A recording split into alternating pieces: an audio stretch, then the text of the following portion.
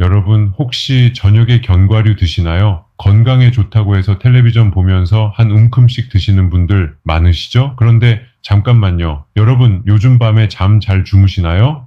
새벽 2시, 3시에 자꾸 깨서 화장실 가시고 그 다음에 잠이 안 오셔서 뒤척이다가 아침 되는 거 아닌가요? 제가 오늘 정말 중요한 얘기 하나 해드릴게요. 여러분이 건강하려고 먹는 그 견과류가 바로 여러분의 수면을 방해하는 범인일 수 있습니다. 특히 60대 이상이시라면 이 영상 끝까지 꼭 보셔야 합니다. 안 그러면 평생 불면증에 시달리실 수도 있어요. 저는 현역으로 환자를 보고 있는 수면의학 전문의입니다. 지난 25년간 수면장애 환자 10,000명이 넘게 진료했습니다. 그런데 최근 5년 사이에 정말 이상한 현상을 발견했어요.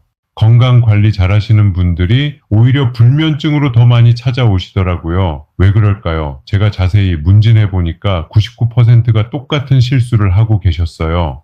바로 견과류를 잘못된 시간에 잘못된 양으로 드시고 계신 거예요. 오늘 이 영상 하나로 여러분의 수면 문제 완전히 해결해 드리겠습니다. 먼저 실제 환자 사례부터 말씀드릴게요. 작년 9월에 제 진료실을 찾아오신 68살 정선희 씨 있으셨어요. 선희 씨는 건강에 정말 관심이 많으신 분이었어요. 매일 아침 산책하시고 채소 위주로 식사하시고 견과류도 꼬박꼬박 챙겨 드셨죠. 그런데 이분이 하시는 말씀이 6개월 전부터 갑자기 잠을 못 자신대요. 밤 11시에 자면 새벽 2시쯤 꼭 깨서 그 다음부터는 잠이 안 온다는 거예요. 화장실도 가고 싶고 속도 더부룩하고 뭔가 소화가 안 되는 느낌이 든다고 하셨어요. 제가 자세히 물어봤습니다. 저녁 식사 후에 뭘 드시냐고요. 그랬더니 이분이 뭐라고 하셨는지 아세요? 저녁 8시쯤 텔레비전 보면서 견과류 한 봉지를 드신대요. 시중에 파는 그 작은 봉지 아니고요. 대용량으로 사서 그릇에 수북이 담아서 드신다는 거예요. 호두도 드시고 아몬드도 드시고 캐슈넛도 드시고 막 섞어서 한 줌씩 집어 먹으신대요. 건강에 좋다잖아요. 그래서 많이 먹을수록 좋은 줄 알았대요. 저는 딱 보고 알았어요. 이게 문제구나. 선희 씨가 더 자세히 말씀해 주셨는데요. 처음엔 속이 좀 더부룩한 정도였대요. 그래서 소화제 먹으면 괜찮아지겠지 했대요. 그런데 한 달, 2달 지나면서 점점 심해지더래요. 이제는 새벽에 깨면 배가 빵빵하고 트림도 나오고 가슴이 답답한 느낌까지 든다고 하셨어요. 낮에는 어떠냐고 물어봤더니 피곤해서 낮잠을 자신대요. 오후 2시쯤 1시간 정도. 그럼 또 밤에 잠이 안 오는 거죠. 완전히 악순환이었어요. 선희 씨 얼굴을 보니까 눈 밑이 까맣게 다크서클이 생기고 피부도 푸석푸석하고 목소리에도 힘이 없으셨어요. 여러분 견과류가 몸에 좋은 건 맞습니다. 하지만 언제 얼마나 먹느냐가 정말 중요해요. 특히 60대 이상이시면 더더욱 조심하셔야 합니다. 왜냐하면 60대가 되면 우리 몸의 소화 능력이 20대의 절반 수준으로 떨어지거든요. 쉽게 설명해 드릴게요. 우리 몸을 공장이라고 생각해 보세요. 젊었을 때는 공장이 24시간 풀가동으로 돌아가요. 음식이 들어오면 바로바로 처리하죠. 그런데 60대가 되면 이 공장의 기계들이 낡고 속도가 느려져요. 같은 양의 음식을 처리하는데 2배의 시간이 걸리는 거예요. 여기서 왜 소화 능력이 떨어지는지 정확히 설명해 드릴게요. 우리 위에서는 펩신이라는 소화 효소가 나와요. 이게 단백질을 분해하는 역할을 하는데 60대가 되면 이 펩신 분비량이 30대의 60% 수준으로 줄어들어요. 췌장에서 나오는 리파제라는 효소도 있어요. 이건 지방을 분해하는 효소인데 이것도 나이 들면서 분비가 줄어듭니다. 견과류는 지방 함량이 60% 이상이에요. 그러니까 60대의 췌장으로는 이 많은 지방을 처리하기가 벅찬 거죠. 게다가 위장 운동 속도도 느려져요. 젊었을 때는 음식이 위에서 소장으로 넘어가는데 2시간에서 3시간 걸리는데 60대가 되면은 4시간에서 5시간까지 걸려요. 거의 2배가 느려지는 거예요. 이걸 비유로 설명하면요. 젊었을 때는 고속도로처럼 쌩쌩 달리는데 60대가 되면 막히는 일반 도로처럼 천천히 가는 거예요. 같은 거리를 가는데 시간이 2배로 걸리는 거죠. 견과류에는 탄닌산과 피틴산이라는 성분이 들어있어요. 이게 뭐냐면 소화와 흡수를 방해하는 화합물입니다. 젊을 때는 이걸 잘 처리하는데 나이가 들면 소화 효소 분비가 줄어들면서 이 성분들을 처리하기가 힘들어져요. 탄닌산을 쉽게 설명하면요. 감을 먹었을 때 입이 떨떠름한 그 맛이에요. 그게 바로 탄닌이에요. 이 탄닌이 단백질하고 결합하면 덩어리를 만들어서 소화가 안 되는 거죠. 피틴산도 마찬가지예요. 미네랄하고 결합해서 흡수를 방해해요. 그럼 어떻게 되겠어요? 저녁에 견과류를 많이 드시면 잠자는 동안 위장이 계속 일을 해야 돼요. 그런데 60대의 위장은 이미 지쳐 있는 상태잖아요. 그러니까 소화가 안 되고 속이 더부룩하고 가스가 차고 그래서 새벽에 깨는 거예요. 서울대병원 소화기내과 연구팀이 2023년에 발표한 논문이 있어요. 60대 이상 노인 500명을 대상으로 조사했는데 저녁 8시 이후에 지방 함량이 높은 음식을 섭취한 그룹이 그렇지 않은 그룹보다 수면의 질이 40%나 낮았대요. 특히 소화 시간이 오래 걸리는 견과류 같은 음식은 더 심했고요. 여기서 수면의 질이 떨어진다는 게 구체적으로 뭘 의미하는지 설명해 드릴게요. 수면에는 여러 단계가 있어요. 얕은 잠인 렘수면과 깊은 잠인 놀렘수면이 있는데 깊은 잠이 중요해요. 이때 성장 호르몬이 나오고 면역세포가 활성화되고 뇌에서 노폐물이 배출되거든요. 쉽게 말하면요. 얕은 잠은 잠자는 듯 마는 듯한 상태예요. 꿈도 많이 꾸고 소리에도 쉽게 깨고 반면 깊은 잠은 완전히 정신 잃은 것처럼 푹 자는 거예요. 이때 우리 몸이 진짜 회복되는 거죠. 그런데 저녁에 견과류를 많이 드시면 위장이 계속 활동하니까 깊은 잠을 못 자요. 얕은 잠만 자다가 자꾸 깨는 거죠. 그러면 아침에 일어났을 때 피곤하고 머리가 무겁고 온몸이 찌뿌둥해요. 여기서 잠깐 제가 중요한 얘기 하나 더 드릴게요. 견과류 중에서도 특히 조심해야 할 게 있어요. 바로 캐슈넛입니다. 캐슈넛은 다른 견과류보다 전분 함량이 높아요. 호두나 아몬드는 전분이 거의 없는데 캐슈넛은 전분이 30% 정도 돼요. 그래서 소화 시간이 더 오래 걸립니다. 제 환자 중에 65살 정구진 씨라는 분이 계셨어요. 이분은 캐슈넛을 정말 좋아하셔서 매일 저녁마다 한 움큼씩 드셨어요. 대략 20알 정도 드셨다고 하시더라고요. 그런데 3개월쯤 지나니까 매일 새벽 3시에 깨서 잠을 못 주무시는 거예요. 우진 씨가 하시는 말씀이 새벽 3시에 깨면 배가 빵빵하고 가스가 차 있대요. 트림도 나오고 뭔가 소화가 안 되는 느낌이 든다고 하셨어요. 그래서 화장실 가서 볼일 보고 나면 조금 나아지는데 그 다음부터는 잠이 안 온대요. 우진 씨는 이게 캐슈넛 때문인 줄 모르셨어요. 나이 들어서 그런가 보다. 원래 나이 들면 잠이 안 오는 거라고 생각하셨대요. 그래서 그냥 참고 지내셨는데 낮에 너무 피곤해서 일상생활이 힘들 정도였대요. 제가 우진 씨한테 지난 3개월간 생활 습관에 변화가 있었는지 물어봤어요. 그랬더니 생각해보니 캐슈넛을 먹기 시작한 게 딱 그 시기와 맞아떨어진다고 하시더라고요. 제가 캐슈넛을 2주만 끊어보라고 했더니 정말 신기하게도 수면이 정상으로 돌아왔어요. 우진 씨가 그러시더라고요. 아, 이게 문제였구나. 진작 알았으면 3개월 동안 고생 안 했을 텐데 캐슈넛이 맛있긴 한데 잠 못 자는 것보다는 낫다고 하시더라고요. 그럼 견과류를 아예 먹지 말라는 얘기냐고요? 아닙니다. 오히려 적절하게 먹으면 수면에 엄청난 도움이 돼요. 특히 호두가 그래요. 호두에는 멜라토닌이라는 성분이 들어있거든요. 멜라토닌이 뭐냐고요? 우리 뇌의 송과체라는 곳에서 나오는 수면 호르몬이에요. 밤이 되면 자연스럽게 분비돼서 우리를 잠들게 만들어주는 거죠. 그런데 나이가 들면 이 멜라토닌 분비가 줄어들어요.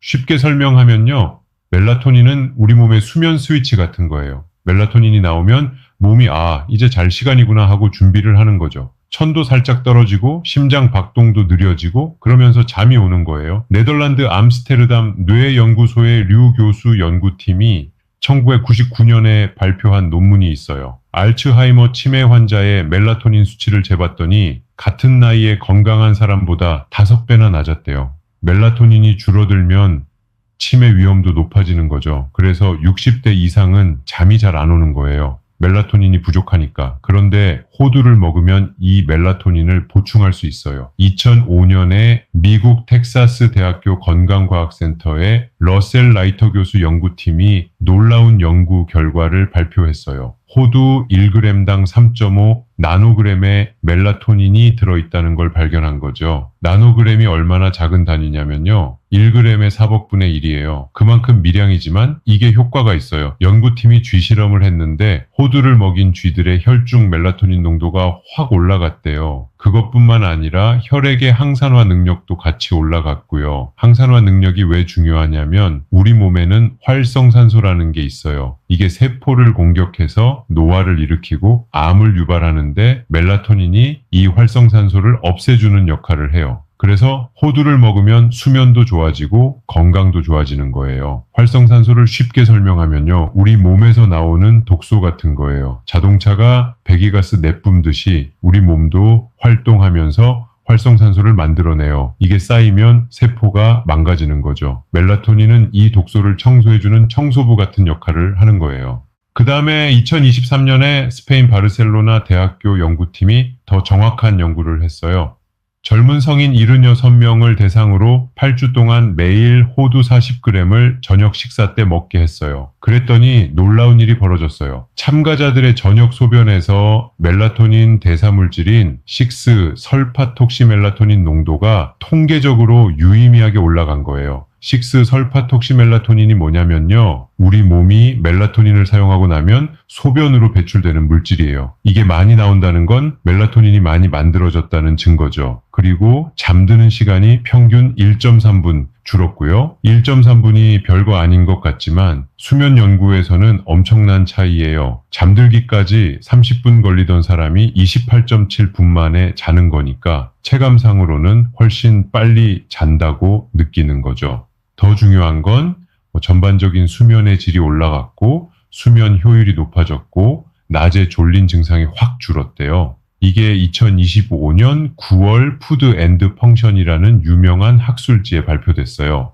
논문 제목이 뭐냐 하면 매일 호두 섭취가 6 설파톡시멜라토닌 소변 배출을 증가시키고 수면의 질을 개선할 수 있다. 무작위 교차 시험 이거예요. 그럼 여기서 핵심 질문이 나옵니다. 언제 얼마나 먹어야 하냐는 거죠. 제가 지금부터 정확하게 알려드릴게요. 여러분 메모하세요. 이거 진짜 중요합니다. 첫째, 시간입니다. 견과류는 절대로 저녁 8시 이후에 드시면 안 돼요. 왜냐하면 견과류는 소화 시간이 최소 3시간에서 4시간 걸리거든요. 저녁 8시에 드시면 밤 11시에 주무실 때 아직 위장에 남아 있어요. 그럼 잠자는 동안 소화기관이 계속 일을 해야 하는 거죠.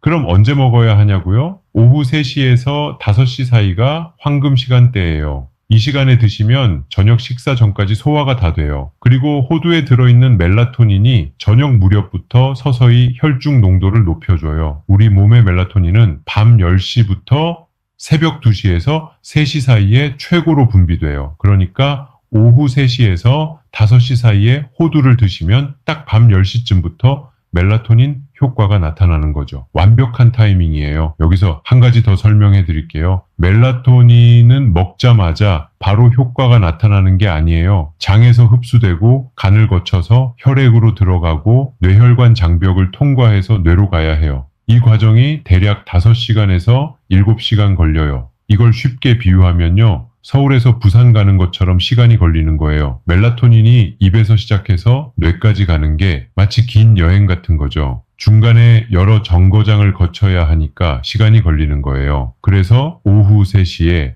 호두를 드시면 저녁 8시쯤부터 멜라토닌이 서서히 올라가기 시작하고 밤 10시쯤 최고조에 도달하는 거예요. 그래서 11시에 주무시면 딱 좋은 거죠. 둘째, 개수입니다. 호두는 하루에 3알, 정확히 말하면 6쪽이에요. 호두 한 알이 2쪽으로 나뉘잖아요. 그러니까 총 6쪽이 하루 적정량입니다. 이게 대략 18g에서 20g 정도 돼요. 왜 3알이냐고요? 텍사스 대학교 연구에서 호두 1g당 3.5 나노그램의 멜라토닌이 있다고 했잖아요. 호두 3알이 20g이니까 총 70 나노그램의 멜라토닌을 섭취하는 거예요. 이게 수면 개선에 효과적인 양이에요. 여기서 견과류별로 특징과 주의사항을 자세히 알려드릴게요. 이거 정말 중요하니까 끝까지 들어주세요. 호두는 멜라토닌이 풍부해서 수면에 가장 좋아요. 그리고 오메가3 지방산도 많아요. 오메가3는 뇌 건강에 좋고 혈관을 깨끗하게 해주죠. 하지만 호두는 지방 함량이 65%로 제일 높아요. 그래서 많이 먹으면 살이 쪄요. 하루 3알만 드세요. 아몬드는 비타민 E가 풍부해요. 비타민 E는 항산화 효과가 있어서 피부에 좋고 노화 방지에도 도움이 돼요. 그리고 칼슘도 많아서 뼈 건강에 좋죠. 하루에 7알에서 8알이 적당해요. 25g 정도죠. 땅콩은 단백질이 풍부해요. 견과류 중에서 단백질 함량이 제일 높아요. 근육 만드는 데 좋죠. 그런데 땅콩은 알레르기를 일으킬 수 있어요. 땅콩 알레르기 있으신 분들은 절대 드시면 안 돼요. 하루 15알 정도가 적당합니다. 캐슈넛은 맛은 정말 고소하고 달콤해요. 그런데 전분 함량이 높아서 소화가 오래 걸려요. 특히 저녁에 드시면 안 돼요. 꼭 오후 일찍 드셔야 해요. 하루 5알에서 6알만 드세요. 피스타치오는 칼륨이 풍부해요. 칼륨은 혈압을 낮춰주는 효과가 있어요. 그리고 멜라토닌도 호두 다음으로 많이 들어있어요. 하루 15알 정도가 적당합니다. 브라질너트는 셀레늄이 엄청 많아요. 셀레늄은 항산화 미네랄인데 브라질너트 한 알에 하루 권장량이 다 들어있어요. 그래서 하루에 딱 2알만 드셔야 해요. 더 먹으면 셀레늄 중독이 생길 수 있어요. 여기서 많은 분들이 실수하시는 게 이걸 다 합쳐서 드시는 거예요. 호두도 3알, 아몬드도 8알, 캐슈넛도 6알 이렇게 다 드시면 안 돼요. 총량이 25g에서 30g을 넘으면 안 됩니다. 쉽게 설명하면요. 손바닥에 쏙 들어오는 한 줌 정도가 하루 적정량이에요. 그것도 여러 종류를 섞어서 한 줌이지 한 종류만 한 줌 먹으면 안 돼요. 제 환자 중에 72살 오지훈 씨라는 분이 계셨어요. 이분은 견과류가 좋다는 걸 알고 종류별로 다 챙겨 드셨어요. 호두 3알, 아몬드 8알, 캐슈넛 5알, 땅콩까지 하루에 60g이 넘게 드신 거예요. 지훈 씨는 이게 건강에 좋은 줄 알았대요. 각각의 견과류마다 영양소가 다르니까 다 먹으면 완전 식품이 되는 줄 알았다는 거예요. 그래서 아침에도 먹고 오후에도 먹고 저녁에도 먹었대요. 그랬더니 어떻게 됐냐고요. 매일 밤 속이 더부룩하고 가스가 차고 새벽에 깨서 화장실 가고 그 다음엔 잠이 안 와서 새벽 5시까지 뒤척이셨대요. 낮에는 피곤하고 졸리고 그래서 낮잠 자면 또 밤에 잠이 안 오고 완전히 악순환이었어요. 지훈 씨가 하시는 말씀이 아침에 일어나면 입에서 냄새가 나고 트림도 자주 나오고 식욕도 없대요. 건강하려고 견과류 열심히 먹는데 오히려 몸이 망가지는 느낌이 든다고 하셨어요. 체중도 한 달에 2kg씩 늘었대요. 배만 볼록 나오고 제가 견과류 양을 절반으로 줄이고 시간을 오후 4시로 바꿨더니 2주 만에 수면이 정상으로 돌아왔어요. 일주일째는 별 차이를 못 느끼셨는데 2주째부터 확실히 달라지셨대요. 새벽에 안 깨고 아침에 일어났을 때 개운하고 낮에도 안 졸리고 한 달 후에 다시 오셨을 때는 체중도 1.5kg 빠지셨고 얼굴도 한결 밝아지셨어요. 지훈 씨가 그러시더라고요. 의사 선생님, 진작 이렇게 알려주시지. 1년 동안 고생했다고요. 많이 먹는다고 좋은 게 아니구나. 적당히 먹는 게 중요하구나. 그걸 깨달았대요.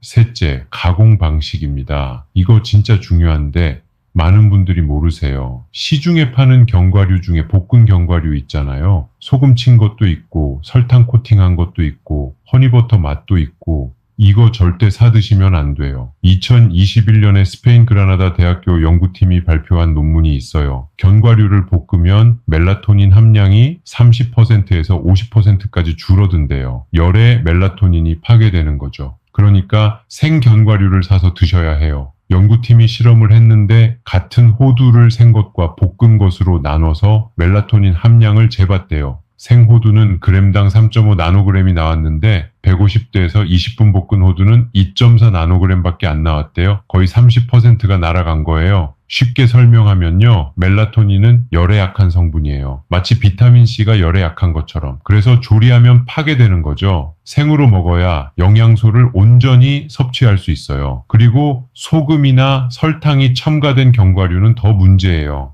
나트륨이 많으면 혈압이 올라가고 잠자는 동안 갈증이 생겨서 자꾸 깨게 돼요. 설탕은 혈당을 올려서 수면을 방해하고요. 제 환자 중에 69살 강수연 씨라는 분이 계셨어요. 이분은 시장에서 파는 볶은 아몬드를 좋아하셔서 매일 드셨어요. 소금도 살짝 처진 거 말이에요. 맛있잖아요. 고소하고 짭조름하고 수연 씨가 하시는 말씀이 생견과류는 맛이 없어서 못 먹겠대요. 고소한 맛도 덜하고 씹으면 텁텁하고 그래서 볶은 것만 드셨대요. 하루에 한 봉지씩. 그게 50g 정도 됐어요. 그런데 3개월쯤 지나니까 혈압이 올라가고 밤에 자다가 목이 말라서 자꾸 깨는 거예요. 그래서 물 마시면 또 화장실 가고 완전히 악순환이었어요.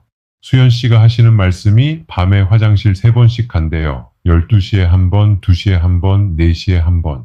이게 정상이 아니잖아요. 제가 소변 검사를 해봤더니 나트륨 배설량이 엄청나게 높았어요. 하루 권장량의 2배 이상을 섭취하고 계셨던 거죠. 그 원인이 바로 소금 친 견과류였어요. 제가 생견과류로 바꾸고 소금 안 친 걸로 드시라고 했더니 한 달 만에 혈압도 정상으로 돌아오고 수면도 좋아졌어요. 화장실도 밤에 한 번만 가시게 됐고요. 수연 씨가 그러시더라고요. 처음에는 생견과류가 맛없어서 못 먹을 것 같았대요. 그런데 일주일쯤 먹다 보니까 적응이 되더래요. 오히려 견과류 본연의 고소한 맛이 느껴지고 씹을수록 단맛도 나고 이제는 생견과류가 더 좋아졌대요.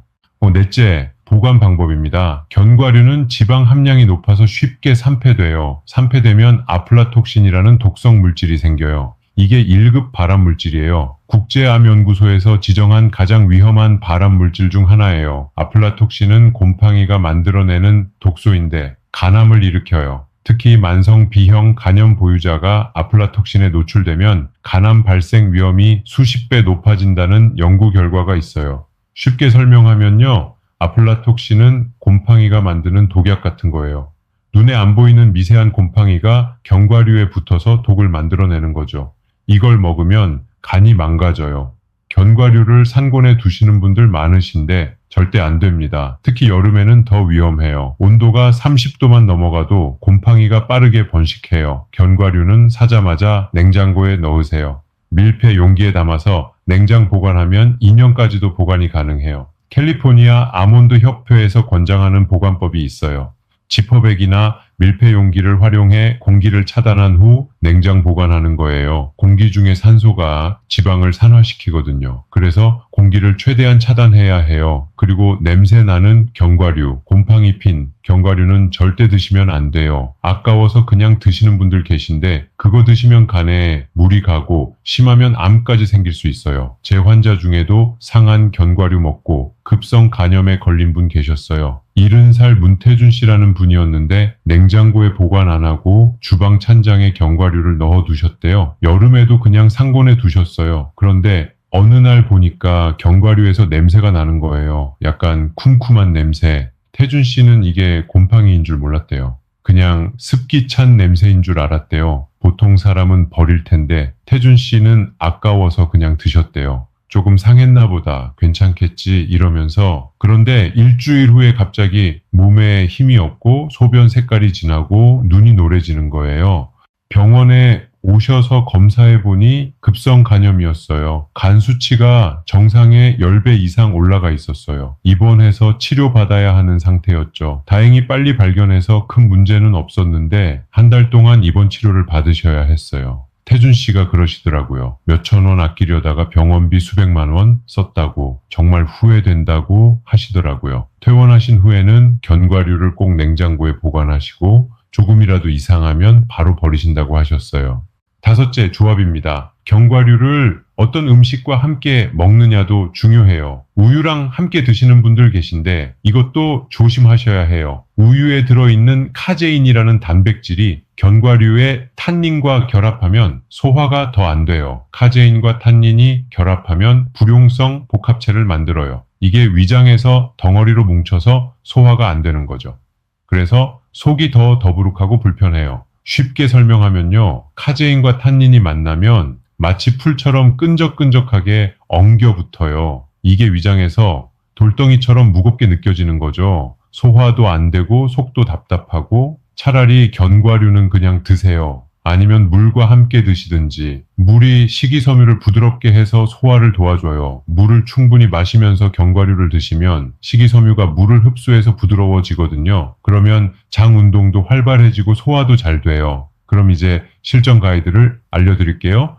여러분이 오늘부터 바로 실천하실 수 있게 구체적으로 말씀드릴게요. 아침에 일어나시면 견과류 용기를 냉장고에서 꺼내세요. 그리고 오늘 드실 양만큼만 작은 그릇에 담으세요. 호두새알, 아몬드 5알 정도면 충분합니다. 총 25g이 넘으면 안 돼요. 그 그릇을 식탁 위에 두세요. 그리고 오후 3시에서 4시 사이에 드세요. 천천히 씹어서 드셔야 해요. 급하게 드시면 소화가 안 돼요. 한 알씩 30번 이상 씹으세요. 씹을수록 침이 많이 나오고 침에 들어있는 소화효소가 견과류를 미리 분해해줘요. 침을 많이 나오게 하는 게 중요해요. 침에는 아밀라제라는 효소가 있는데 이게 탄수화물을 분해해 주거든요. 그리고 침이 음식을 부드럽게 해서 위장이 일하기 편하게 만들어줘요. 물을 한 컵 준비하세요. 견과류 먹을 때마다 물을 조금씩 마시면서 드세요. 그러면 식이섬유가 물을 흡수해서 소화가 훨씬 잘 돼요. 물은 미지근한 물이 좋아요. 차가운 물은 위장을 자극할 수 있거든요. 저녁 식사는 평소대로 하세요. 하지만 저녁 식사 후에는 절대 견과류를 드시면 안 됩니다. 텔레비전 보면서 습관적으로 집어먹는 분들 많으신데 이거 정말 수면에 치명적이에요. 텔레비전 앞에 아예 견과류 그릇을 갖다 놓지 마세요. 만약 저녁에 출출하시면 어떻게 하냐고요?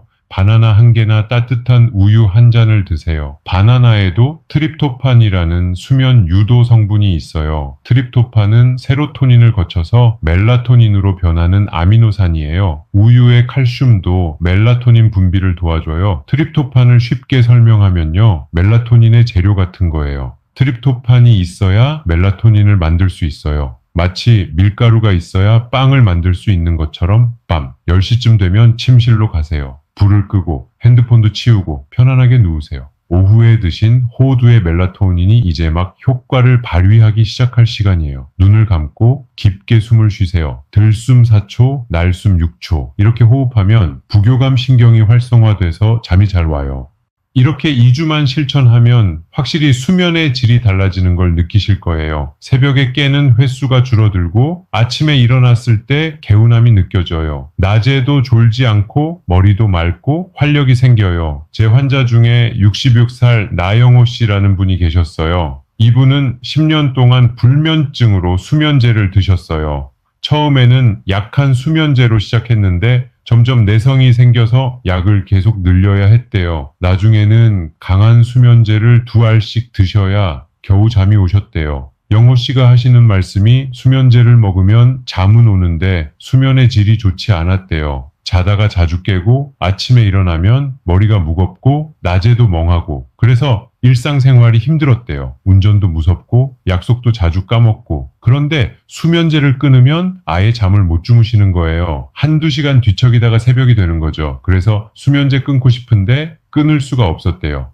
완전히 수면제 노예가 된 기분이었다고 하셨어요. 제가 수면제를 바로 끊으면 금단 증상이 심하니까 천천히 줄여가면서 견과류 요법을 같이 하자고 했어요. 그래서 영호 씨한테 이 방법을 알려드렸어요. 오후 4시에 호두새 알, 아몬드 5알, 저녁에는 절대 안 먹기, 생견과류로만 먹기, 냉장 보관하기, 처음 일주일은 반신반의 하셨대요. 이게 될까 싶으셨대요. 견과류 먹는 시간 바꾸고 양 줄인다고 10년 된 불면증이 나아질까? 그런데 2주째부터 확실히 달라지는 걸 느끼셨대요. 새벽에 깨는 횟수가 줄고 한 번 자면 아침까지 푹 주무시게 된 거예요. 한 달 후에 영호 씨가 다시 오셨을 때 수면제 용량을 절반으로 줄이셨대요. 이 월제는 4분의 1로 줄이시고 3개월 후에는 완전히 끊으셨어요. 10년 동안 매일 먹던 수면제를 완전히 끊으신 거예요. 영호 씨가 다시 오셨을 때 완전히 다른 사람이 되어 계셨어요. 얼굴에 생기가 돌고 목소리에 힘이 있고 걸음걸이도 경쾌하고 젊어 보이셨어요. 10년은 젊어진 것 같았어요. 영호 씨가 그러시더라고요. 의사 선생님, 이렇게 간단한 방법으로 10년 고생을 끝낼 수 있다니 진작 알았으면 얼마나 좋았을까요?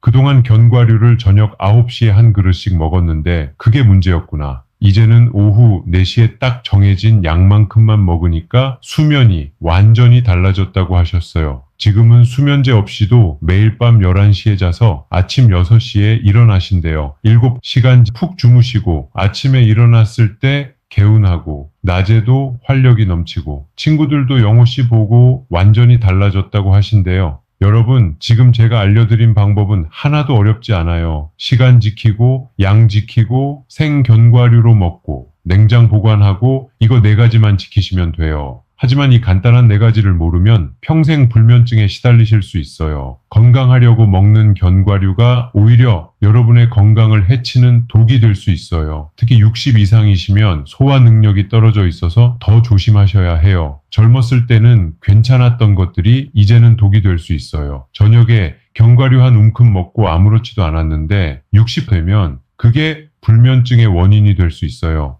제가 40년 동안 수면의학을 연구하고 환자들을 진료하면서 깨달은 게 있어요. 건강은 거창한 게 아니에요. 작은 습관의 변화가 인생을 바꿔요. 견과류 먹는 시간 3시간만 앞당기고 양을 절반으로 줄이는 것. 이 작은 변화가 여러분의 수면을 완전히 바꿀 수 있어요. 그리고 좋은 수면은 모든 건강의 기초예요. 잠을 잘 자면 면역력이 올라가고 혈압이 안정되고 혈당이 조절되고 기억력이 좋아지고 우울증이 예방돼요. 반대로 잠을 못 자면 모든 병이 다 생겨요. 고혈압, 당뇨, 치매, 심장병 모두 불면증과 관련이 있어요. 여러분, 오늘부터 당장 실천하세요. 냉장고 열어서 견과류 꺼내시고 오늘 드실 양만큼만 작은 그릇에 담으세요. 그리고 오후 3시에서 4시 사이에 천천히 씹어서 드세요. 저녁에는 절대 견과류 드시지 마세요. 텔레비전 앞에 견과류 그릇 갖다 놓지 마세요. 그게 여러분의 수면을 방해하는 범인이에요.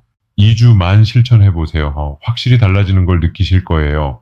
그리고 그때 댓글 남겨주세요. 의사 선생님 말씀대로 했더니 정말 잠이 잘 온다고, 새벽에 안 깬다고, 그런 댓글 받는 게 제일 행복해요. 여러분의 건강한 노후를 위해서 오늘부터 견과류 똑똑하게 드세요. 시간 지키고, 양 지키고, 생견과류로 먹고, 냉장 보관하세요. 이거 4가지만 지키시면 여러분의 수면이 완전히 달라집니다. 마지막으로 한 가지만 더 말씀드릴게요. 만약 이렇게 2주 실천했는데도 수면이 안 좋아지면 다른 원인이 있을 수 있어요. 수면 무호흡증이나 하지 불안 증후군 같은 질환일 수 있으니까 그때는 꼭 병원에 가보세요. 하지만 대부분은 이 방법만으로도 충분히 좋아지실 거예요. 제 환자 10명 중 8명이 이 방법으로 수면이 좋아졌어요. 여러분도 할 수 있어요. 어렵지 않아요. 오늘부터 시작하세요. 건강한 수면으로 건강한 노후를 보내세요. 여러분의 건강을 응원합니다. 감사합니다.